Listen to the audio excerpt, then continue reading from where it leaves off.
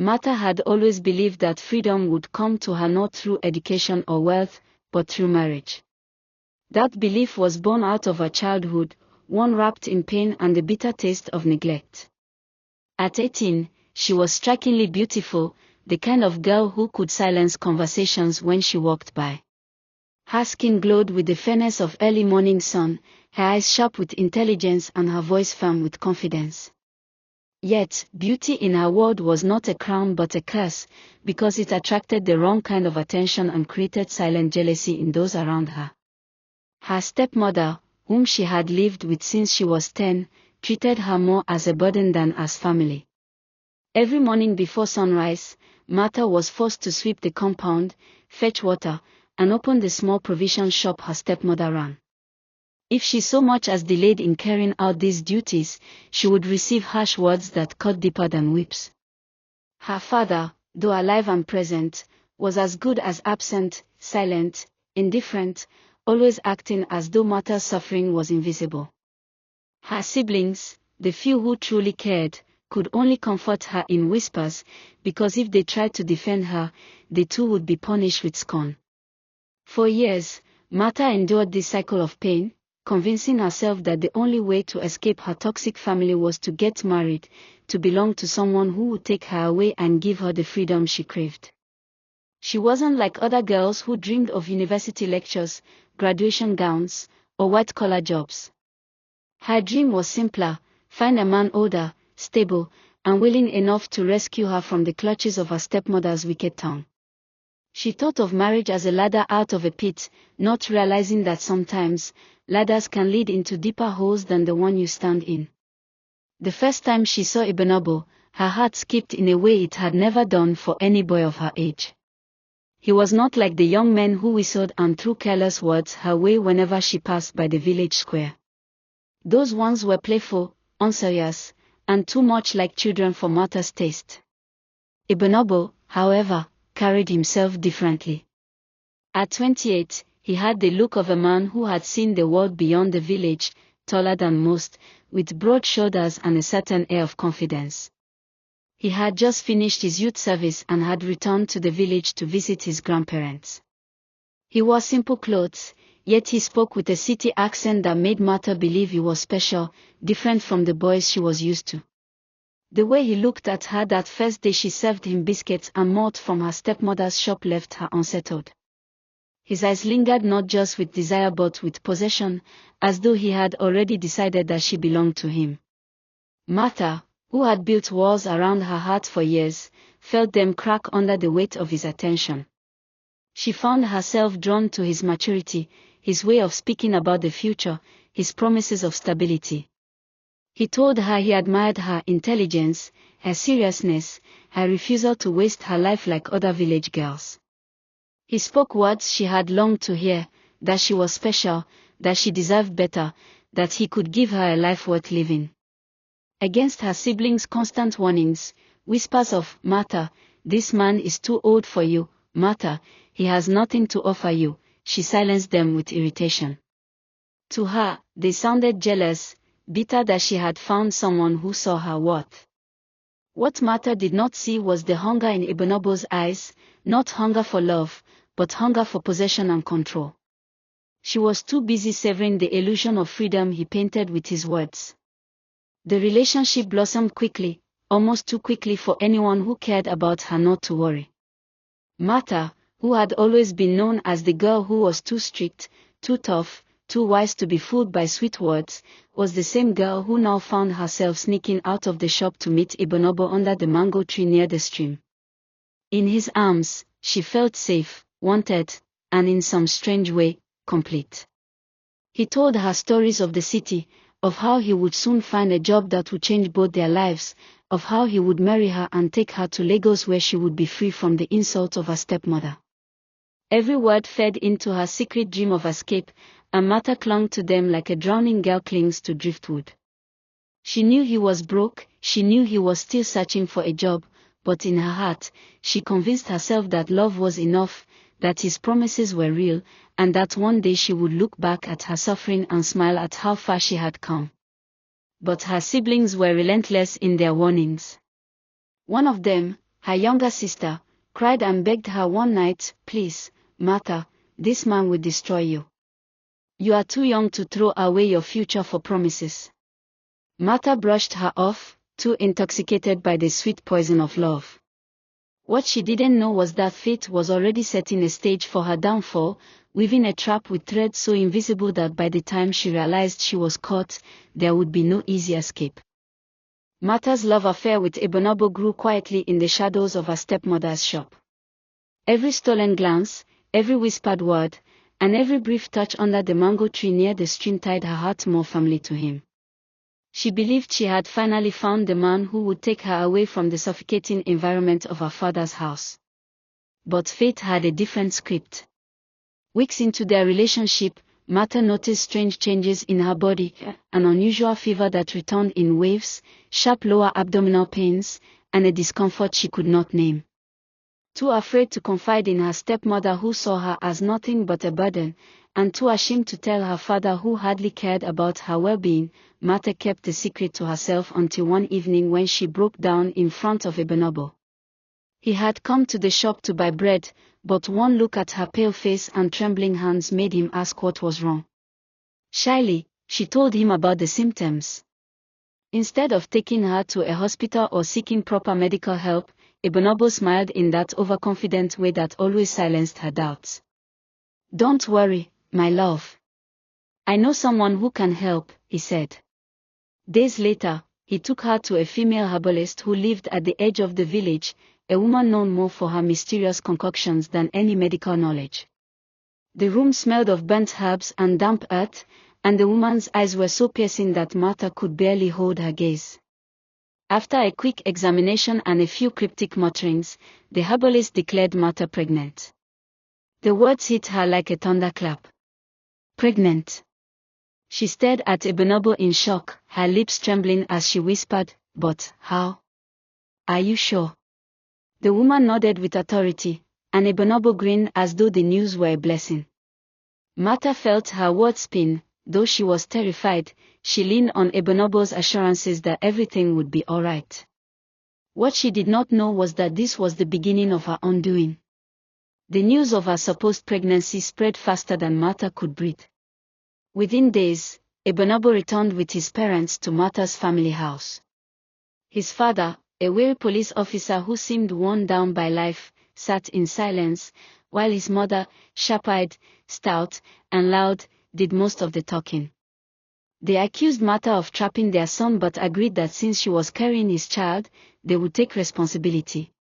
Martha sat silently in the corner as her stepmother listened with an expression of feigned outrage. But deep inside, her stepmother was relieved. This was her chance to get rid of the girl she had never wanted. Without hesitation, she agreed that Martha could go with them. Martha's siblings protested. Her younger sister cried so hard that night, clutching Martha's arm and begging her not to go. "You don't know these people. You don't know what you're walking into," she sobbed. But Martha, blinded by love and eager for escape, interpreted their warnings as jealousy. "Don't worry about me. Ebonobo will take care of me," she said with a weak smile. That night, she packed her few belongings, tears stinging her eyes not from fear, but from the bittersweet ache of leaving behind the only home she had ever known. She did not see the darkness waiting for her in Lagos, nor the torment that would define the months ahead. The morning Martha left with Ebonobo's family, the sky was grey as though the heavens themselves were warning her. She carried a small bag with her clothes, a wrapper her mother had left her before she died, and a Bible given to her by her church youth leader. As the bus pulled out of the village, Martha looked back one last time at the dirt roads, the mango trees, and the wooden sign of her stepmother's provision shop. She told herself she would never return as a failure. She imagined Lagos as a place of freedom and opportunity, a city that would wash away her years of pain. But as the bus sped down the highway, she could not shake off the uneasy feeling gnawing at her chest. Something felt wrong, but she forced herself to believe that love was enough to overcome it. Little did she know, her journey was not into freedom, but into another cage, one darker and more suffocating than the one she had left behind. When Martha stepped into the small, overcrowded one-bedroom apartment in Lagos, reality hit her with a force so cruel it left her numb. The house reeked of kerosene smoke and sweat, the walls peeling with dampness, and the single fan in the room creaked endlessly without providing relief. Ibenobo's 4 siblings crammed into the space, along with his parents, each one moving about in chaos. The house was nothing like the future of freedom and beauty he had painted for her. She stood awkwardly by the door, clutching her small bag, while Ibenobo's mother stared at her with contempt. "So, this is the girl who trapped my son," the woman sneered. Martha's heart sank. There was no warmth in that house, only suspicion and hostility. That night, she slept on a thin mat spread across the floor, unable to close her eyes as the sound of snoring, coughing, and restless movements filled the air. Her stomach twisted with both fear and sickness. She longed for the village she thought she had escaped, realizing for the first time that she might have made the worst mistake of her life. Days turned into weeks, and Martha quickly became the household slave. She was expected to cook, fetch water, wash clothes, and clean the house from morning till night, while enduring the harsh criticism of Ibenobo's mother. "Useless village girl," she would hiss whenever Martha failed to meet her impossible standards. Ibenobo, once sweet and attentive, now seemed distant, almost indifferent. He spent his days roaming the streets looking for jobs and returned home with frustration written on his face. Martha's health worsened. The fever persisted, the discharge grew unbearable, and at night she often woke up drenched in sweat, her body shivering violently. When she begged Ibenobo to take her to a hospital, he dismissed her worries with a careless, "My mother knows what to do. You'll be fine." But Martha wasn't fine.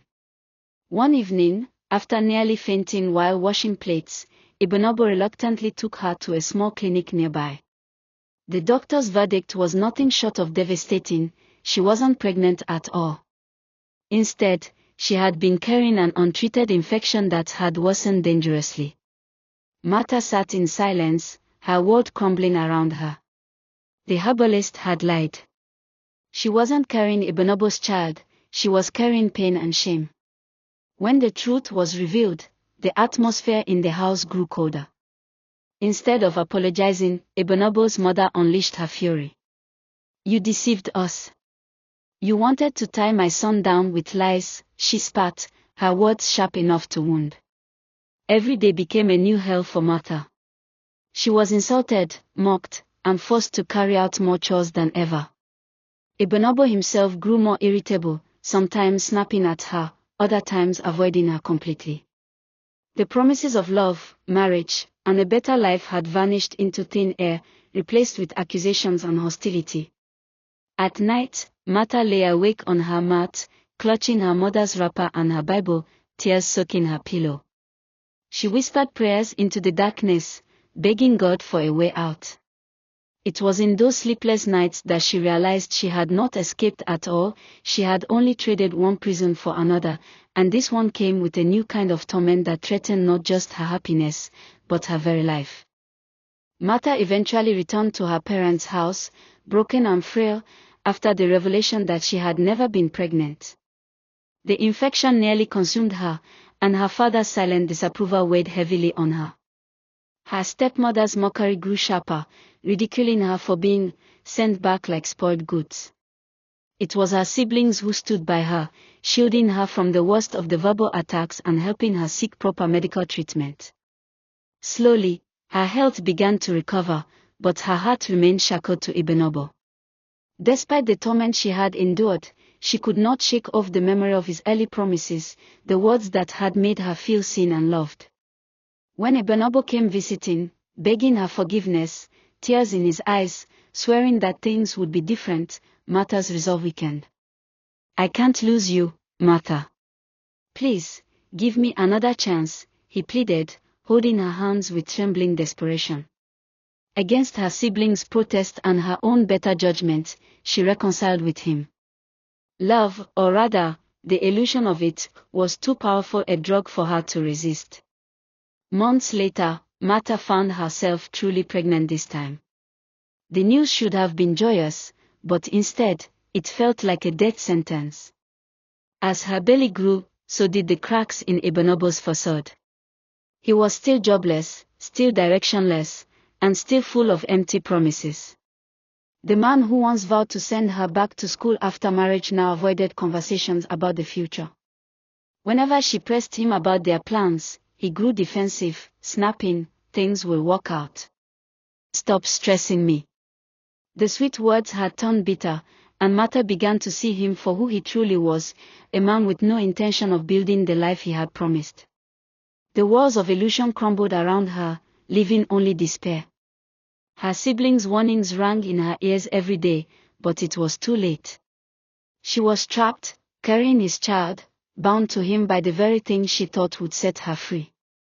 As her pregnancy advanced, Martha's nights became filled with tears. She would sit alone in her room, staring at the ceiling, wondering how her life had spiraled so quickly out of control. Her stepmother's cruelty intensified, mocking her swollen belly and calling her a fool who threw away her future. Even her father's silence now felt like judgment. With no way out, Martha made the most desperate decision of her young life. She tricked Ebonobo into giving her money, telling him it was for antenatal care. Instead, she went secretly to a clinic and terminated the pregnancy. The decision tore her soul apart, leaving her hollow and guilt-ridden, but she believed it was the only way to break free from him. When Ebonobo discovered the truth, his rage shook the entire village. He cursed her, calling her wicked, faithless, and unworthy. He spread rumors about her, painting her as a careless girl who destroyed his child. But Martha did not care anymore. The chains of his love had become too heavy, and though her body carried scars from both the infection and the abortion, her spirit began to long once more for redemption. She whispered into the silence of her room, "Never again. Never again will I let love destroy me." The abortion marked the darkest season of Martha's life, a season that etched scars not only on her body but deep into her soul. The clinic was small, hidden away on the edge of town, and its walls reeked of secrets. The doctor had not asked too many questions, though the pity in his eyes had pierced Martha's heart like a knife. As the pain tore through her body that day, she clutched the edge of the bed and felt her spirit break. The weight of her decision settled on her chest like a heavy stone. She had ended what might have been her only chance at family, but in her heart, she believed she was saving herself from a lifetime of torment with Ebonobo. For days afterward, she could not look at herself in the mirror. She avoided the eyes of her siblings, lied to her father about the faint traces of blood on her wrapper, and ignored her stepmother's cruel laughter whenever she staggered around weakly. Nights were the worst. Alone in her room, she cried silently into her pillow, torn between guilt for the life she had taken and relief for the chains she had broken.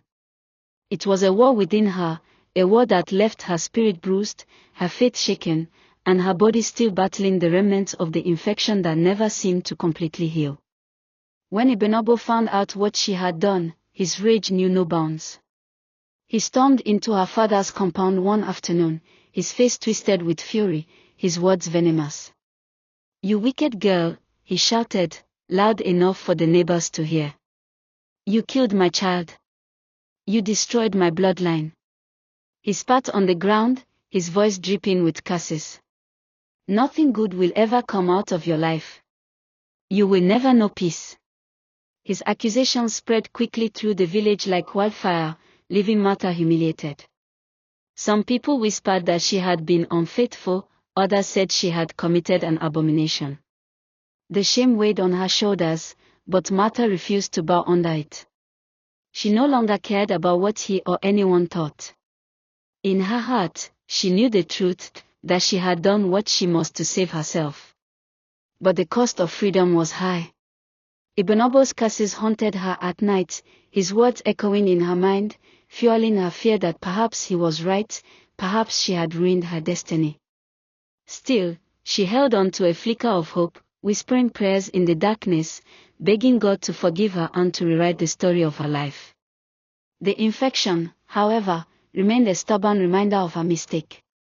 Even after countless treatments, it never fully disappeared, flaring up whenever she thought she was free from it. The physical pain was bad enough, but the emotional scars were worse. Each relapse reminded her of Ibenobo, of the choices she had made, of the life she had almost trapped herself in. Yet even in her lowest moments, Martha began to sense something stirring within her, a quiet resilience, a strength born from pain. For the first time, she started to imagine a future beyond regret, a future where her life would not be defined by a man's lies or by her mistakes. Slowly, she began to dream again, though her dreams were fragile and her faith weak. The betrayal had broken her, but it had also planted within her the seed of rebirth. While Martha was quietly trying to piece her life back together, Ibenobo was walking the road of destruction that he himself had paved. Not long after their breakup, his mother arranged a marriage for him with an Hausa girl. The marriage was rushed, and before long, the girl bore him children, first one, then two, then three. On the surface, it seemed as though Ibenobo had moved on, that he was thriving while Martha was left to battle her regrets. But beneath the surface, his world was unraveling. He had no steady job, no vision, and no means to provide for his family. The promises he once made to Martha, promises of security and opportunity, proved to be empty for his new wife as well. Hunger became their constant companion, and the weight of poverty pressed down on the household until it cracked. The once proud Ibenobo who had boasted of building a life of success became a shadow of himself, roaming the streets with frustration, blaming the world for his failures. His wife, young and weary, grew tired of waiting for miracles that never came. Desperation drove her into the arms of other men, not for love but for survival, for food to feed her starving children.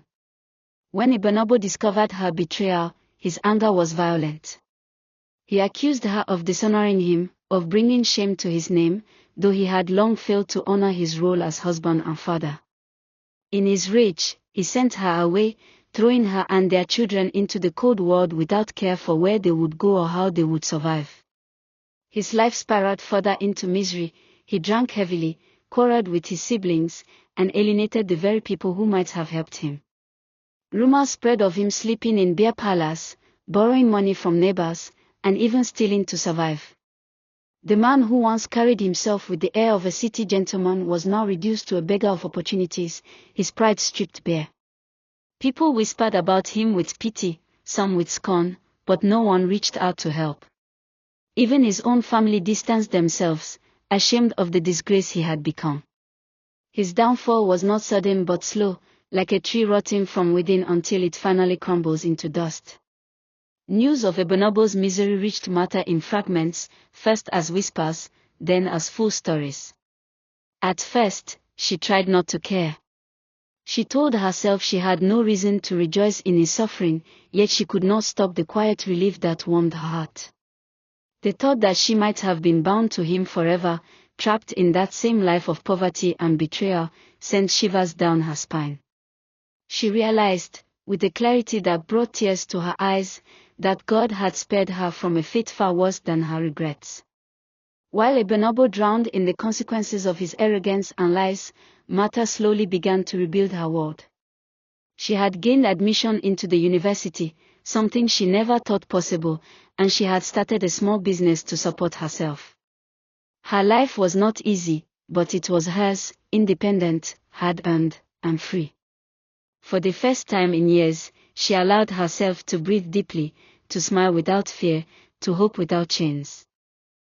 Martha often reflected on her journey, on the pain, the mistakes, and the regrets that had shaped her. The infection still lingered, flaring up at unexpected times, a reminder of her past decisions. But she had learned to live with it, to manage it without letting it consume her. The scars on her heart had not vanished, but they had become part of her strength. She carried them not as burdens but as proof that she had survived what should have destroyed her. Whenever she walked through the university campus, books in her hands and determination in her steps, she felt a sense of victory. She was no longer the broken girl who had wept on a thin mat in Lagos, mocked and tormented in a stranger's home. She was a woman reborn, her spirit stronger, her vision clearer. Though her journey was still unfolding, she knew she was no longer defined by regret but by resilience. The memory of Ibonobo haunted her sometimes, especially when she heard fresh rumors about his miserable state. Some said he had fallen ill, others that he had lost everything and wandered the streets like a madman. Martha did not rejoice in his downfall, though she could not deny the relief it gave her. Instead, she prayed for him, not because she wanted him back, but because she knew that bitterness would chain her just as much as love had once done. Her heart longed for peace, and so she released him completely, leaving him to the mercy of God. In her quiet moments, she often whispered prayers of gratitude that she had been spared from the kind of life that would have drowned her, gratitude for the second chance at building a future on her own terms.